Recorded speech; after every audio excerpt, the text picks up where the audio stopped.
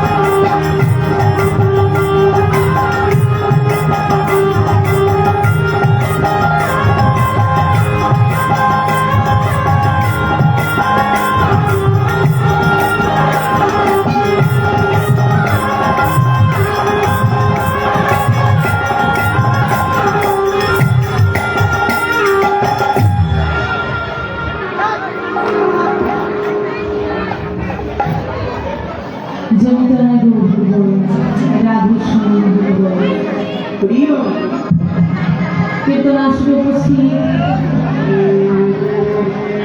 দূরদূরান্ত থেকে আগত অনাগত অভ্যাগত যত সুখ বলবেন কৃষ্ণ অনুরাগী এবং ভক্ত কৃষ্ণ ভক্ত মন্ডলীগণ সকল ভক্তিমতী মায়ের বাবাদি রামার আতুর সুচরণ কমলেশ্বরকে ধরেই জানায় কীর্তনের মধ্যে সর্বকনিষ্ঠ জ্ঞানীরা ভক্তি কিংবা শ্রদ্ধাহীনা অধমা রাশি কীর্তনীয় কুমারী সুনিতা সন্তান মিতালী এবং আমার ক্ষুদ্র সম্প্রদায়ের পক্ষ থেকে অনন্ত অনন্ত বিক্রম নিতাই গরু হরি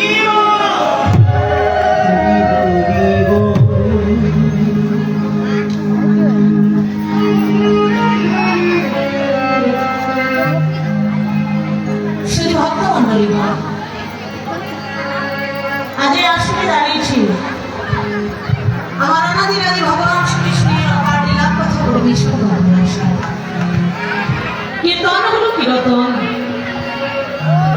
রত্ন বস্তু আর রত্নকে আহরণ করতে গেলে অথই সমুদ্রের ডুবুরি হতে হয়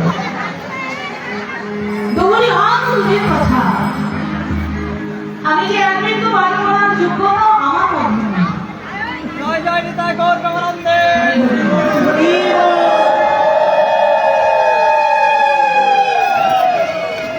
সংকীর্তনের রসমাধুর্য পরিবেশনের মতো ক্ষমতা আমার নেই। আমার না আছে বিদ্যা, না আছে বুদ্ধি, না আছে জ্ঞান, ভক্তি, বৈরাগ্য। তবুও দাঁড়িয়েছে আপনাদের মতো ভক্তির মাঝে। কেননা ভক্তের কৃপা হলে, সাধুগুরু বৈষ্ণবের কৃপা হলে ভগবানের কৃপা লাভ হয়। তাই তো আপনাদের মতো বৈষ্ণবের শ্রীপাদ পদ্মে আশ্রয় নিলাম। কৃপা করে আপনারা আমায় যতটুকু বলেন ঠিক ততটুকুই বলবা এবং বোঝাবার ক্ষমতা আছে কৃষ্ণ। আজ এই মুহূর্তে দাঁড়িয়ে আমরা লীলার বিষয়টি স্মরণে বসেছি। নিশি সায়ংকালীন লীলা অনাদিরাদি ভগবান শ্রীকৃষ্ণের রূপানুরাগ, রূপের বর্ণনা এবং প্রদোষকালে শ্রীমতী রাধারানীর অভিষেক, অর্থাৎ একত্রে হলো রূপাভিষেক। তাহলে ভগবান শ্রীকৃষ্ণের রূপের কথা, শ্রীকৃষ্ণের মধুর রূপ শোনা সনাতন, যার এক মনে ডোবাই বিশ্ব ত্রিভুবন, সর্ব প্রাণী করে আকর্ষণ, যার রূপের কোণে বিশ্ব ত্রিভুবনে ডুবে যান। ভগবানের সেই রূপের বর্ণনা আমার মতো একান্ত ক্ষুদ্র জীব এক বদনে বলে শেষ করা সম্ভব নয়। যার কথা বলতে গিয়ে শ্রীমতী রাধারানী বললেন, সখী কৃষ্ণ কথা কি বলবো, যে রূপ আমি দেখলাম, আমার দেখেছি তোমার নয়, কিন্তু বর্ণনা করছে আমার গল্প। চোখের দেখার মুখে বলা, একজন দেখেছে আরেকজন বলছে, ভুল রূপের পারে। তাহলে যিনি দর্শন করে বর্ণনা করলেন আমার স্বয়ং শ্রীমতী রাধারানী, তিনি বলছেন আমার ভুল হতে পারে। সেখানে আমার মতো মূর্খমতি জীব গোবিন্দের চরণে কি করে একটা পুষ্প, একটা তুলসী পত্র নিবেদন করতে হয় আমি জানি না। কি করে ভগবানের ভজন সাধন করতে হয় আমার জানা নেই, কি করে সাধু সঙ্গ করতে হয়। সেই জীব আমি, আমার এই মনে ভগবানের রূপের কথা কি বলবো, যারে দেখি না আমি নয়নে, বুঝিব কেমন, যাকে নয়নেই দেখলাম না তার রূপের কথা বর্ণনা করতে হবে, কি সম্ভব? তবু সাধুগুরু বৈষ্ণবের বদনে যতটুকু শুনেছি, যতটুকু আপনাদের মতো ভক্ত সঙ্গে শুনেছি, যতটুকু বৈষ্ণব পদাবলিতে পেয়েছি, আমার ক্ষুদ্র জ্ঞানে আমি ততটুকুই বলবো বাবা। এর চেয়ে বেশি বলার বা বোঝাবার ভাষা আমার নেই। তুমি বল লীলা পরিবেশনকালে আমার এই বাবার ছোট্ট বদনে অনেক অনেক ভুল ত্রুটি বিচ্ছুতি রসমাস হবে, নিজ করে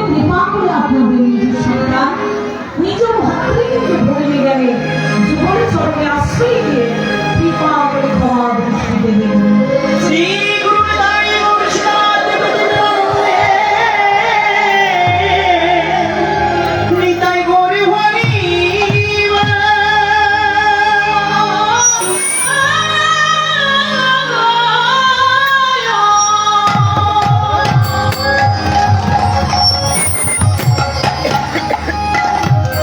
কি হে লীলা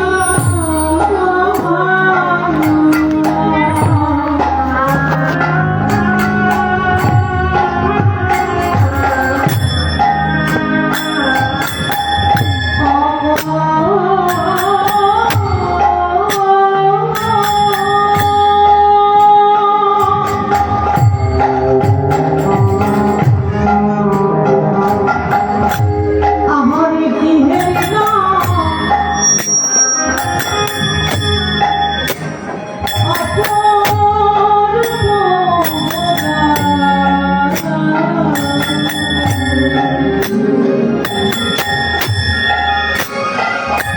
আমার গোড়ার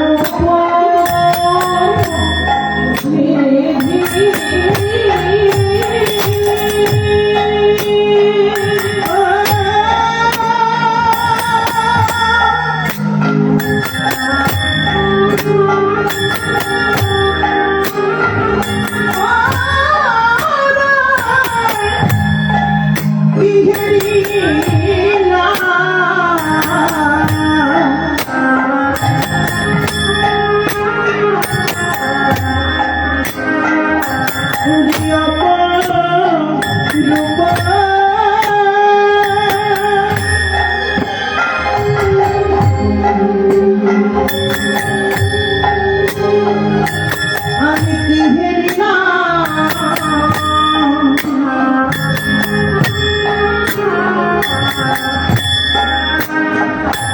অপরূপ গোরা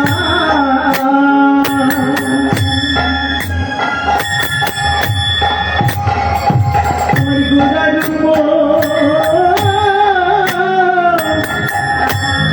ওরে গোরার রূপ নিধি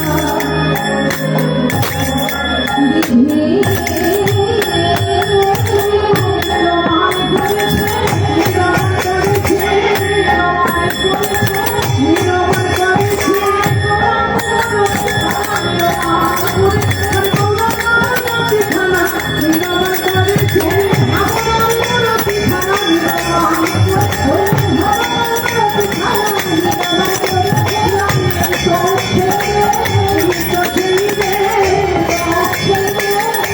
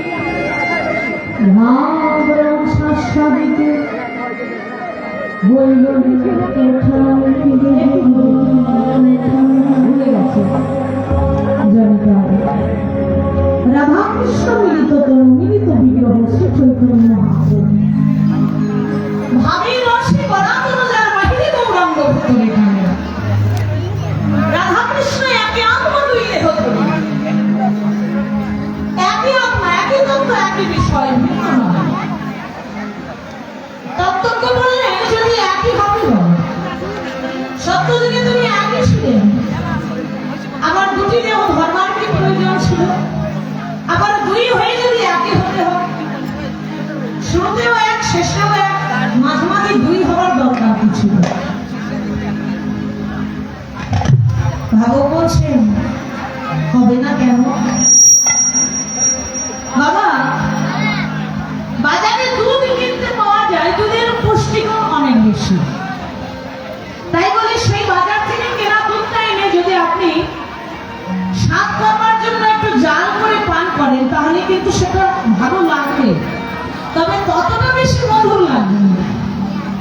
আপনার যদি মনে হয় যে বাজারের কেনা এই দুধটা জাল করে খেয়ে আমার তেমন মজা হলো না, আমার আরেকটু স্বাদের দরকার, তাহলে আপনি কি করবেন? আপনাকে সেই দুধটা জাল করে ছানা দিতে, সেটা দিয়ে রসগোল্লা তৈরি করবেন। যদি আপনি খেতে পারেন তাহলে সেটা অধিক মজা, সেটা অধিক ভালো লাগে। আপনার যদি মনে হয় রসগোল্লা খেয়েও আমার স্বাদ লাগবে না, বেশটা একটু কমে দেয়, রসগোল্লা খেয়েও আমার ভালো লাগছে না, তাহলে কি দরকার? হ্যাঁ, তাহলে রসগোল্লায় স্বাদ যখন মিটলো না, তাহলে ওই রসগোল্লা যদি ঘন জাল করে ওই দুধটার মধ্যে আবার মিশিয়ে দেওয়া যায় তাহলেই হবে রসমালাই। তাহলে জাল করা বাজার থেকে আমার দুধটা তেমন স্বাদ নয়, তাতে স্বাদ মিটলো না, সেটা স্বাদ করবার জন্য রসগোল্লা হলো, সেই রসগোল্লাতেও স্বাদ মিটলো না, আবার তৈরি করা হলো রসমালাই।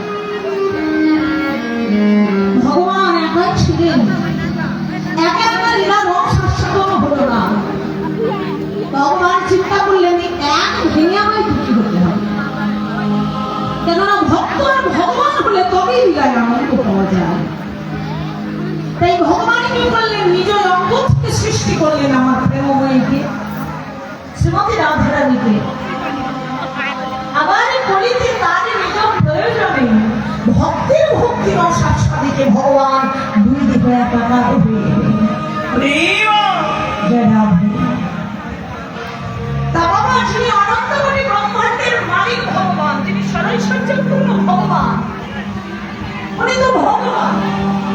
কিসের দরকার ছিল কলিতে গৌরাঙ্গ রূপের চোখের জলে কেঁদে ভক্তের চরণ ধুলাই গোড়াগুলি করতে? অন্তরঙ্গ কারণে করেন প্রভু রসায়ন অহিরঙ্গ কারণে করেন প্রভু আমার হরে নাম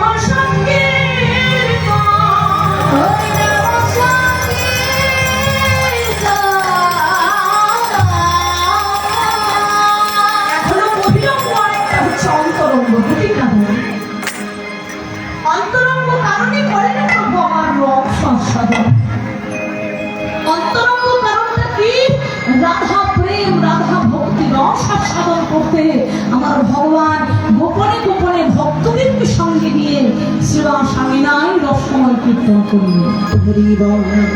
আবার বহিরঙ্গ ভক্তদের সঙ্গে দুটি হেমদণ্ড বাহু প্রসারিত করে জীবের দ্বারে দ্বারে কৃষ্ণ নাম কীর্তন করলেন। দুটি কারণে, দুটি উদ্দেশ্যে ভগবানের অবতার। তাহলে ভগবান হয়ে আজকে ভক্তের ধুলাই গড়াগড়ি করছে ভগবান। আমরা দেখতে পাচ্ছি যে ভগবান কাঁদছে। আচ্ছা মা, যিনি ভগবান তিনি কি কাঁদতে পারেন? ভগবান কি করে কাঁদবে? যিনি সকল ঐশ্বর্যের আধার, তিনি তো জগৎকে কাঁদাতে পারেন, তিনি কি কাঁদতে পারেন? তিনি কাঁদতে শিখলেন কোথায়? কার কাছ থেকে শিখলেন? এই যুগের কথা নয়, এই কলিযুগের কথা নয় মা, আগত দাপর লীলার কথা। মধুময় শ্রীধাম বৃন্দাবন। একদিন ভগবান শ্রীকৃষ্ণ শ্রীমতী রাধারানীকে ডেকে বলছে, রাধে গো, এই পৃথিবীর কত ভক্ত বড় প্রাণ নিবেদন করে দিয়ে আহা কৃষ্ণ প্রাণ গোবিন্দ বলে আমায় ডাকে। হে রাধে, কত ব্রত, কত তপস্যা, কত ভক্তগণ একাদশী ব্রত করছে, এক এক ভক্ত এক এক ভাবে আমায় এত আকুল প্রাণে ডাকে, দিন রাত্রি তারা আমায় ডাকছে, তবু আমি তাদেরকে সাড়া দিই না। তুমি আমার তোমার সখীগণ একটি মাত্র ডাক ডাকবার সঙ্গে সঙ্গে আমি ভগবান থাকতে পারি না, ছুটে চলে আসি। এত ভক্তের ডাকে আমি ভগবান সাড়া দিতে পারি না, কিন্তু তোমাদের ডাক শুনলে আমার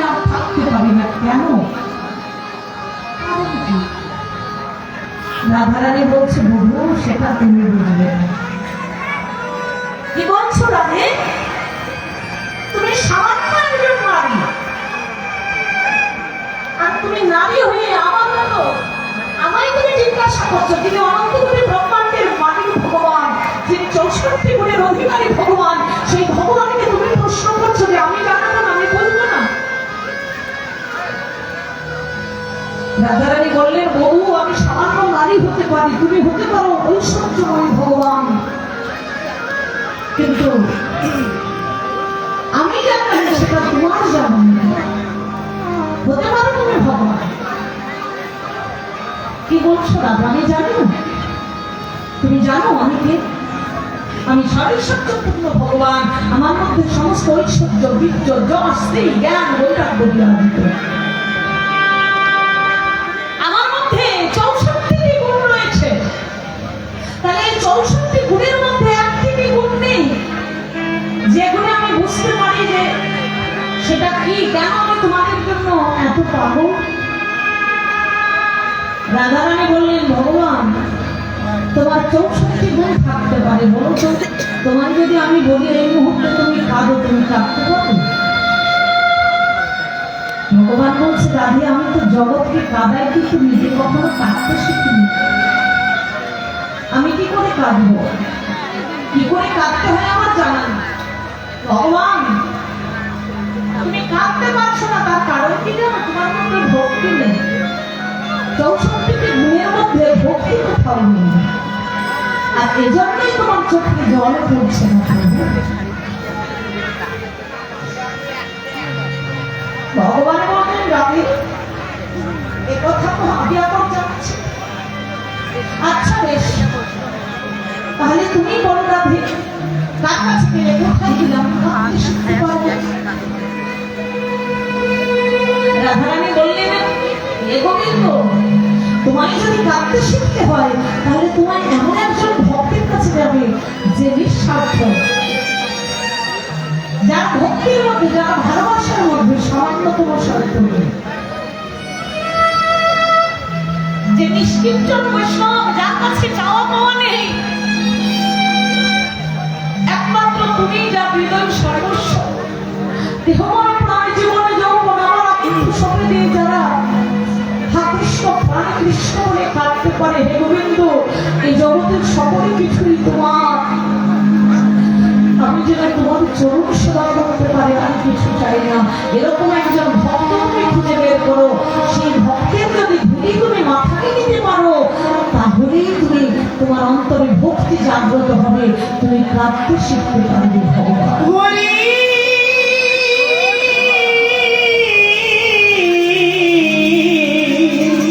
হরি হরি আরে তবে বেশ, আমি সেই ভক্তকেই খুঁজে বেড়াবো। হরি বল মধুময় শ্রীধাম বৃন্দাবনে, বৃন্দাবনে সর্বত্র তিনি খুঁজলেন, ভগবান খুঁজে বেড়ালেন।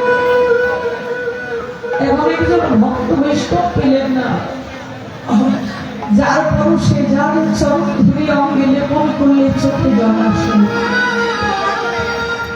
দেখুন, যিনি ব্রহ্মাণ্ডের মালিক ভগবান, তাকেও ভক্তের ধুলি মারতে হয়।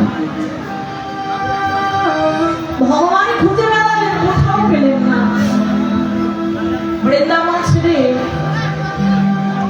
তিনি যখন দ্বারকায় গিয়েছিলেন, দ্বারকার রাজা হবার পরে তিনি গেলেন অযোধ্যা।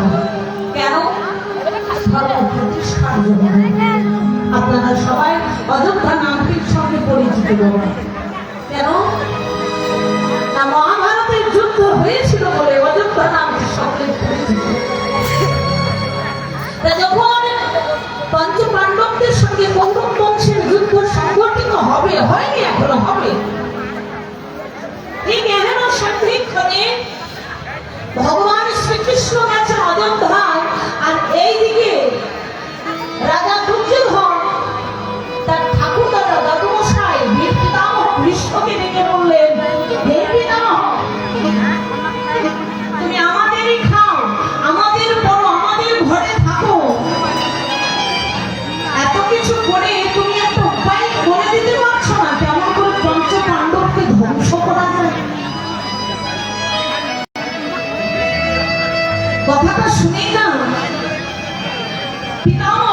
যেন আটকে উঠলেন, কষ্টে যেন হৃদয়টা জর্জরিত হয়ে গেল। তাই রে, যাদের জন্য সারাটি জীবন এত ত্যাগ, যাদের মঙ্গলের জন্য সারা জীবন রাম সিংহাসন গ্রহণ করেন, যাদের জন্য তিনি বিবাহ করেননি, সন্তান সুখ লাভ করেননি, আজকে সেই প্রাণ প্রিয় নাতিরা তারাই বলছে তুমি আমাদের খাও, আমাদের। শুধু পিতামহ ভীষ্ম নয় বাবা, পৃথিবীর সর্বত্রই একজন করে পিতামহ ভীষ্ম আছে। আপনারা, আমি, আমরা সবাই জগতে আপনি যার জন্যই কর্ম করুন না কেন, সারা জীবন ধরে যার জন্য মাথার ঘাম পায়ে ফেলে আপনি পরিশ্রম করবেন, দেখবেন একদিন না একদিন সেই আপনাকে কটাক্ষ করবে, তুমি আমার জন্য তুমি আমার জন্য কি করেছো। সেদিন মনে হবে বাবা, এই জীবনে সারাটি জীবন ধরে আমি কি করলাম, আমি যদি বিশ্ব সেবা করতে আজীবন ধরে যাদের জন্য মাথার ঘাম পায়ে ফেলেছি, কষ্ট করেছি, সেগুলো যদি না করে আমি গুরুত্ব সেবা করতাম, তাহলে আমার এই জীবনটা সার্থক হতো। সেদিন মনে পড়বে বাবা, যেদিন আপনার সন্তান, আপনার আত্মীয় স্বজন যেদিন আপনাকে বলবে তুমি আমার জন্য কি করেছ, সেদিন এই অন্তরে শুধুই জানবে ভগবান কেন আমি তোমার জন্য কাঁদলাম না, তোমার করোনা তুমি। জয় রাধে।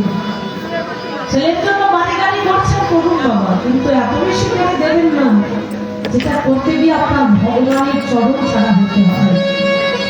দেখবেন বাবা, অনেক ধনীর ঘর আছে, কোটি কোটি টাকার মধ্যে বসে আছে, মন্দির নির্মাণের জন্য 2000 টাকা তার পকেট থেকে বের হয়ে যায়। দেখবেন অনেক অনেক টাকা করে বসে আছে, টাকার মাহারে বসে আছে, হরিবাসনের চাঁদা আদায় করতে গেলে তার ঘর থেকে 200-300 টাকা বের হয় না, টাকার উপরে বসে থাকি কিন্তু দেয় না, গোবিন্দ সেবার তার মন নেই। কি লাভ, একটা বিষয়, একটা সম্পত্তি তোমার সাথে তো যাবে। জয় রাধে। তাহলে এই পিতামহ ভীষ্ম যাদের জন্য সারা জীবন করে গেলেন, আজকে দেখুন বাবা, তারাই কটাক্ষ করে বলছে দাদু আমাদের থেকে, আমাদের উপরে তুমি পঞ্চপাণ্ডবকে নিধন করার পথ বলে দিতে পারবে না। পিতামহ ভীষ্ম বললেন দুর্যোধন, এত বড় কথাই যখন তুমি বললে, বেশ আজ মন্থরাতে রাত্রি 12টার সময় তুমি তোমার স্ত্রীকে পাঠিয়ে দেবে আমার কাছে, কি করে পঞ্চ পাণ্ডবকে নিধন করতে হয় আমি বলে দেব। হাতের কাছে যেন চাঁদ পেয়ে গেল দুর্যোধন, মনের আনন্দে নাচতে নাচতে চলে যাচ্ছে, আর গিয়ে নিজের স্ত্রীকে ডাকছে, ভানুমতি, ভানুমতি, ভানুমতি, ভানুমতি, আজকে কিসের সংবাদ আছে, দরজাটা বন্ধ করো। কি সংবাদ? শোনো, দাদু বলেছে তোমায় নাকি ওই পঞ্চপাণ্ডব নিধনের উপায় বলবে, তুমি তাড়াতাড়ি করে রাত্রি 12টার সময় দাদুর কাছে চলে যাবে একা একা। ভানুমতি বলছে তোমার মাথা খারাপ হয়ে গেছে, আমি একজন সতী কুলবতী প্রতিপ্রতার স্ত্রী, একজন সুন্দরী যুবতী নারী হয়ে রাত্রি 12টার সময় আমি পরপুরুষের ঘরে যাবো, সেও আবার সে নাকি অবিবাহিত, তোমার দাদু কোনোদিন বিবাহ করেনি, সেই অবিবাহিত পুরুষের ঘরে রাত্রি 12টার সময় আমি যেতে পারি। ভানুমতি রাজি হলেন না। 4 দেওয়ালের মধ্যে দুর্যোধন তার স্ত্রীর সঙ্গে কথা বলছিল না, কথাটা কেউ শুনতে পেল? 4 দেওয়ালের মধ্যে কথা হচ্ছে, স্বামী স্ত্রীর মধ্যে কথা হলে বাইরের লোক বুঝতে পারে, শুনতে পারে, কিন্তু যে কথা কেউ শোনে না সে কথা শুনতে পাই কে বাবা? আমার অন্তর্যামী ভগবান শ্রীকৃষ্ণ। ভগবান মৃদু হেসে চলে গেলেন দ্রৌপদীর কাছে। রাত্রি তখন 11টা বাজে, ডাকছে সখী সখী, সখী দরজা খোলো। রাত্রি 11টার সময় দরজায় ঠক ঠক সভার কণ্ঠস্বর শ্রবণ করে রাজ কুলবধূ সত্তরী যুবতী স্ত্রী, পতিব্রতা স্ত্রী, যার একটি নয় দুটি নয় পাঁচজন স্বামী, একটি দুটি স্বামী নয় বাবা, 5 জন স্বামী, 5টি স্বামী চরণ ত্যাগ করে একজন সতী কুলবতী স্ত্রীরও রাত্রি 11টার সময় সখা কৃষ্ণের ডাকে দরজা খুলে দিল। আমরা হলে পারবো না বাবা। রাত্রে 11টার সময় যদি প্রিয় বন্ধু আর স্বামীর চরণ ছেড়ে কোনো সতী স্ত্রী দরজা খুলতে যায়, দ্রৌপদী গেলেন ভগবানের ডাকে।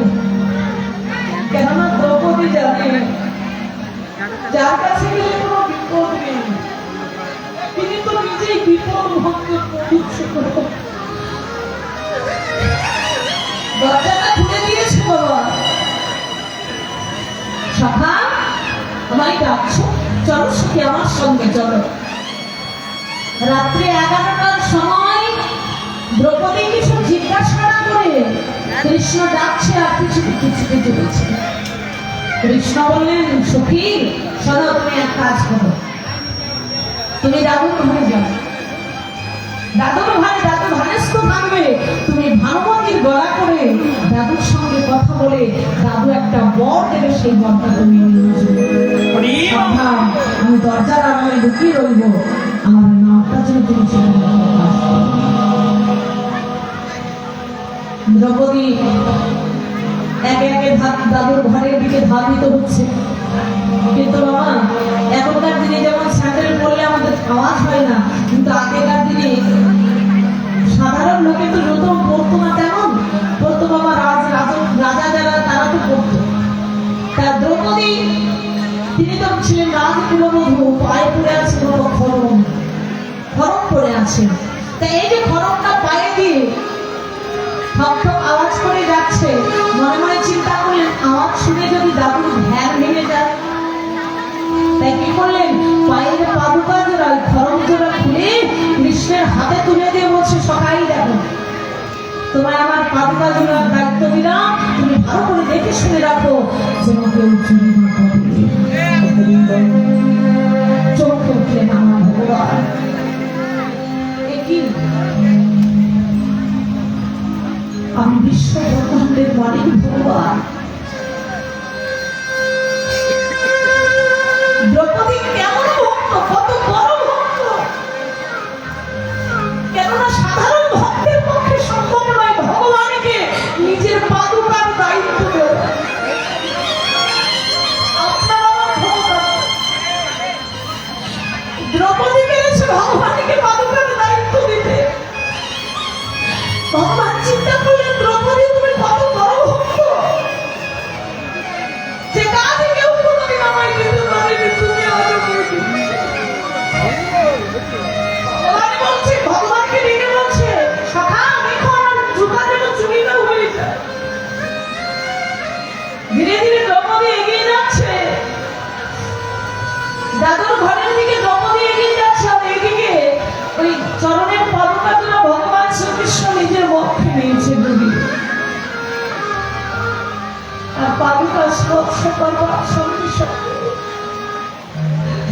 ভগবানকে নিজে কাঁদতে হলো না, ভগবানের চোখে নিজে অবলম্বনা উপরি গড়িয়ে পড়ছে।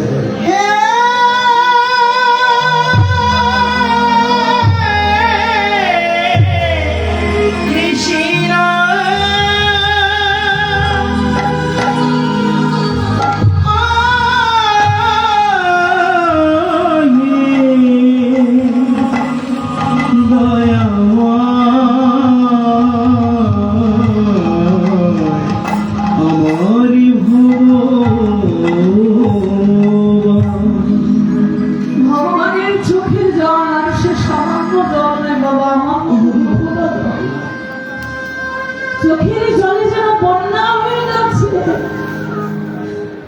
ভগবান চিন্তা করলেন দ্রৌপদী, আমি এই চোখের জলে কাঁদতে শিখব বলে কত জায়গায় গেলাম, কিন্তু আমি জানতাম না যে দ্রৌপদী তুমি এত বড় ভক্ত। ভগবান মুখে জড়িয়ে ধরে পাদুকাজরা বক্ষ দিয়ে কাঁদছেন, আর এদিকে দ্রৌপদী কিছু এগিয়ে গিয়ে আবার ফিরে এসেছে। ভক্ত বলে চতুর্থ বাবা, দ্রৌপদী একটু এগিয়ে গিয়ে আমার পেছন ফিরে এসেছে। সখা, তুমি আমার পাদুকা চুরি করতে পারলে? আমি তো তোমাকে পাদুকার দায়িত্ব দিয়েছিলাম যাতে চুরি না হয়ে যায়, আর সখা তুমি নিজেই জুতা চুরি করলে। ভগবান বলছে দ্রৌপদী, পাদুকা যদি আমি চুরি না করি তাহলে তুমি কি আমায় দেবে? কেন দেব না? তুমি চাওয়ার সঙ্গে সঙ্গে আমি তোমায় দিয়ে দিই। তুমি চাইলে না কেন, চেয়ে দেখতে তুমি আমি তোমায় দিতাম কি? দ্রৌপদী, সত্যি কি তুমি দিবে? দ্রৌপদী বললেন, সখা, আমার এই দেহটা তো তোমার। দেহের মধ্যে যে প্রাণটা আছে শুধু, দেহের বাইরে যে আবরণ যে পোশাকটা আছে সেটাও তোমার। তাহলে আমার পায়ের যদি কোনো পাদুকা থাকে সেটা তো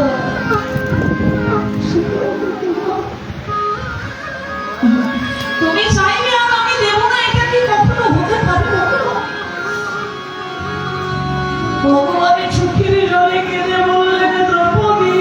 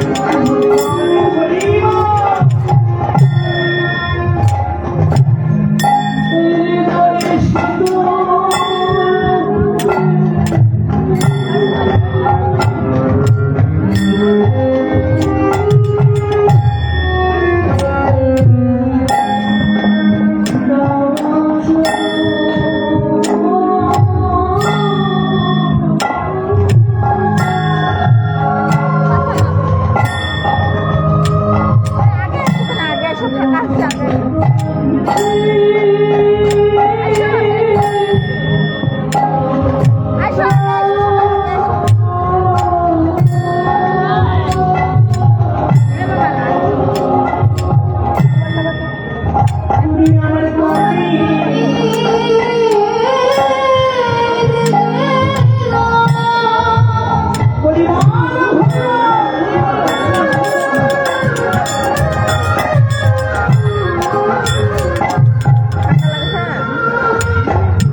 আমার পাখির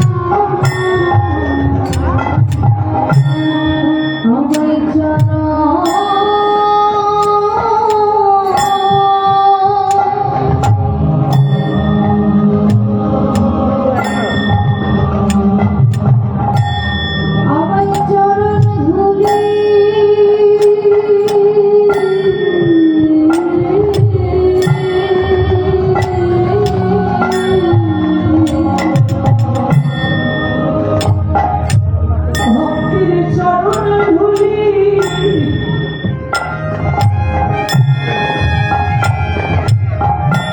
আমার শিরে ধুলি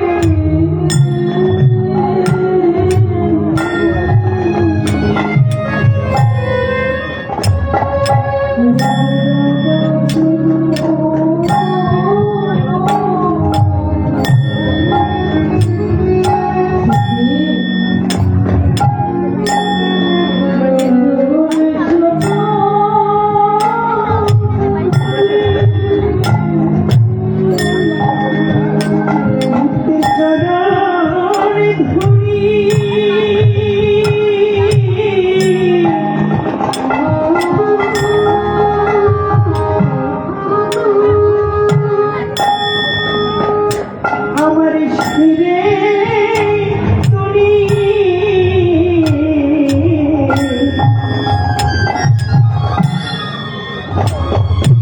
একবার দাও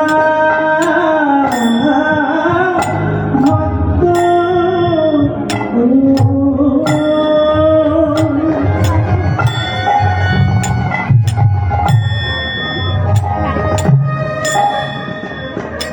তোমার চরণে ধুলি